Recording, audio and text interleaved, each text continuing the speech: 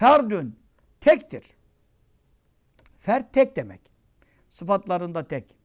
Efendim la mislele benzeri yoktur. Bu tekit için cümleler getiriyor. Tekit için yani deminden anlaşılanın bir ilavesi, bir ziyadesi, lafzın ziyadesi manada ziyadeliğe delalet eder. Dolgun olur, güçlü olur, kuvvetli olur. Tektir, benzeri yoktur. Zatında da, sıfatında da, isimlerinde de. İmam Vasıtî rahimehullah Evliyaullah'ın reislerindendir. Vefatı 320 yani. İlk selef döneminden. Bu mübarek zat Ehl-i Sünnet vel Cemaat ulemasının biriciğidir. Bir de tasavvufunda zirve İmam Vasıtî. Tasavvuf tefsiri de var. Tasavvufta da zirvedir. Bütün ilimlerde zirvedir. Evliyaullah'ın meşayihın da ulemasındandır. Şimdi bazı meşayih vardır. Hepsi ulema sınıfından değildir. Bu meşayihın da ulemasındandır. Evet. O zat şöyle bir kelam Mevla Teala hakkında buyurmuştur. Bu sözü de bütün ulema beğenmiştir. Ve bütün ulema bu tariften dolayı medhü sena etmiştir kendisi hakkında. Ne buyuruyor?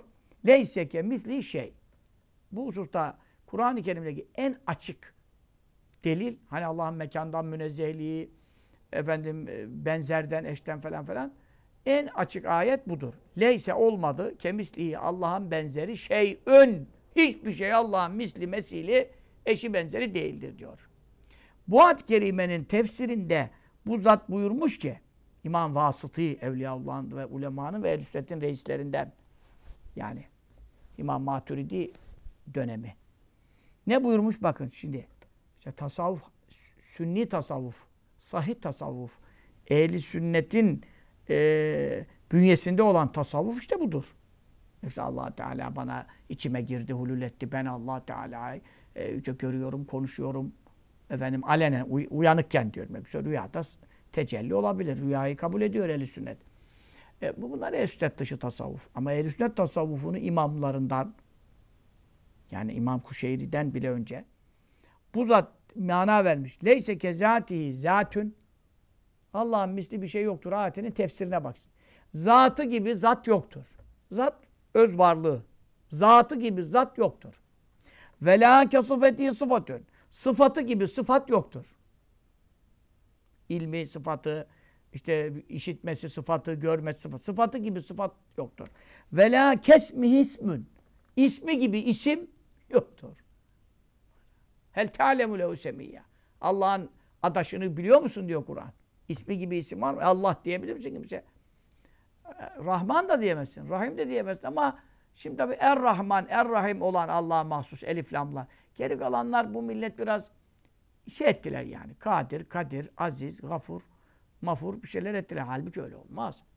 Yani Abdülgafur, Abdülaziz, Abdülkadir olacak idi. Bu abdleri kısaltıyorlar. Şimdi de baştan da koymamaya başladılar. Eskiden koyardılar, abdi kısaltırdılar. Şimdi hepten koymamaya başladılar. Hepten adamın adına Aziz dediler, Şekür dediler. O da olmaz. Ha tamam Allah'ın ismi El-Aziz'dir. El-Aziz'dir. Elif lamla. Fakat yine de ben eserlerde gördüm. Bunlardan ihtiraz etmek lazımdır. Ya abd ile koyacaksın. Tamam mı? Abdülgafur, Abdülkahhar, Abdülcebbar, Abdülrazzak, Abdülfettah, Abdülalim, Abdülkabiz, Abdülbasit. Buna tamamız. 99 ismin hangisine, 1001 ismi bulsan hangisine abde eklersen onun kulu olursun. Bu yakışır. Ama tabii ki isimleri kendine mahsustur. İsmi gibi isim yoktur. Aziz olan Allah'tan başka var mı ya? Kadir olan Allah'tan başka var mı yani şimdi? O isim nasıl takılacak? Evet. Velâke fi'li fi'lun. Fiili gibi fiil yoktur. Fiili gibi fiil. Yani işi gibi iş yapan yoktur. Ancak sen isim isme benzerlik bakımından bir şey dersin. İşte diyorum sana bu adam merhametlidir dersin. Merhamet Allah'ın sıfatıdır. Bazı kullara da bu sıfattan vermiştir. Onun için Allah rahmet sahibidir. Falancı da merhamet sahibidir dersin falan. Böyle isime benzerlik gibi bir şeyler görünebilir. Ama bu asla nerede Allah'ın rahmeti, Rahman'ın rahmeti? Nerede bir kulun merhameti yani? Bunlar kıyas edilebilir mi? Bazen diyor isim kelime şeyinde geçebilir. Zaten Allah Teala'nın tekallaku bi ahlakillah. Onun ahlakıyla ahlaklanın. Yani Allah Teala'nın sıfatlarından siz de bulundurun diyor hadis-i şerifte. Ne demek? Acıyıcıysa siz de acıyıcı olun. Affediciyse siz de affedici olun. Özrü mazereti kabul ediyorsa siz de size özür dilenince kabul edin. Bunlar tamam. Allah'ımızın sıfatlarını. Ama sen nerede sende o sıfat? Sıfatı gibi sıfat yoktur. İsmi gibi isim yoktur.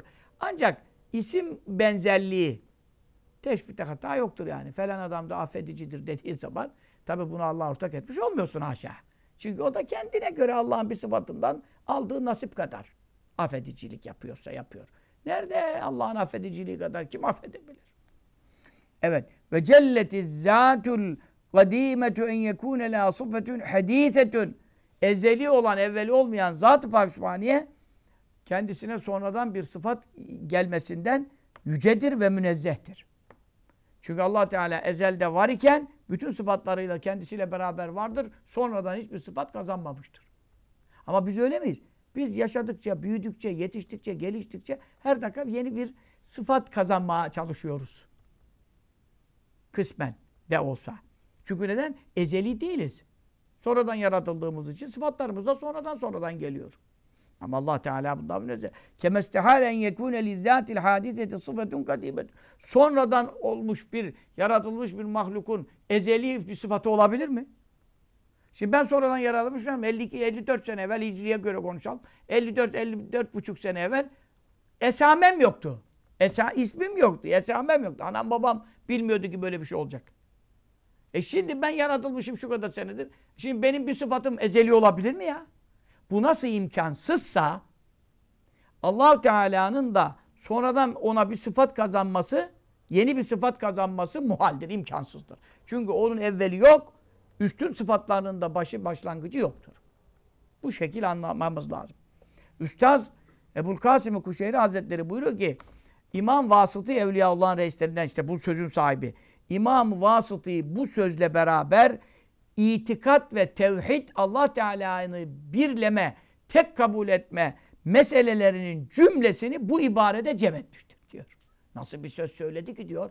Bütün tevhid meselelerini ciltler dolusu kitap yazsan hepsi döner bu kelimelerde toplanır diyor.